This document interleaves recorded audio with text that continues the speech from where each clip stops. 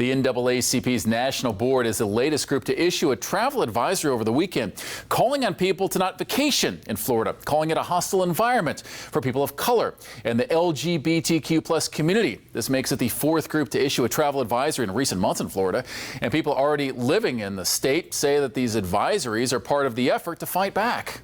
We're not going to take it. We're not just going to sit still. Stress that this has put on the community is unbelievable.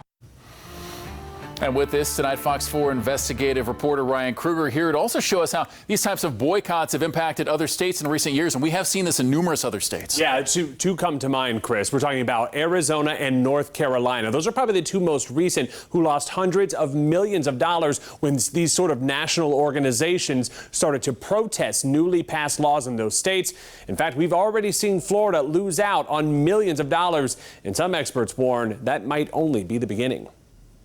Thousands of protesters filled the streets of Arizona in 2010, fighting back against what was at the time the strictest immigration law in the U.S. Corporations and activist groups united to boycott the state, and a study from the Centers for American Progress found Arizona lost out on more than $140 million in economic impact from the protest to the immigration bill. Economic impact it just plummeted. People stopped having conventions in Arizona.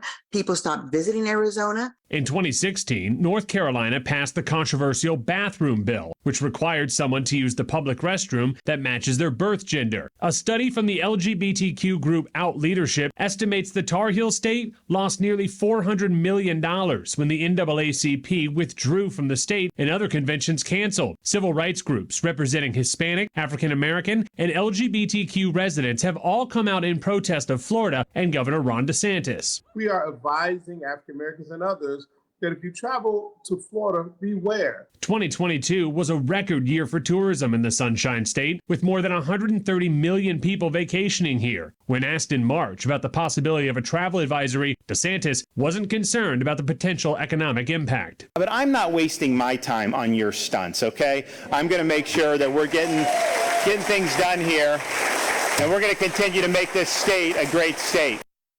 Yeah, we have already seen Florida take at least one big economic hit when Disney announced last week it was scrapping those plans to build that billion-dollar facility just outside of Orlando. Disney claimed that facility would have created 2,000 jobs. Ryan Kruger, Fox 4 investigates.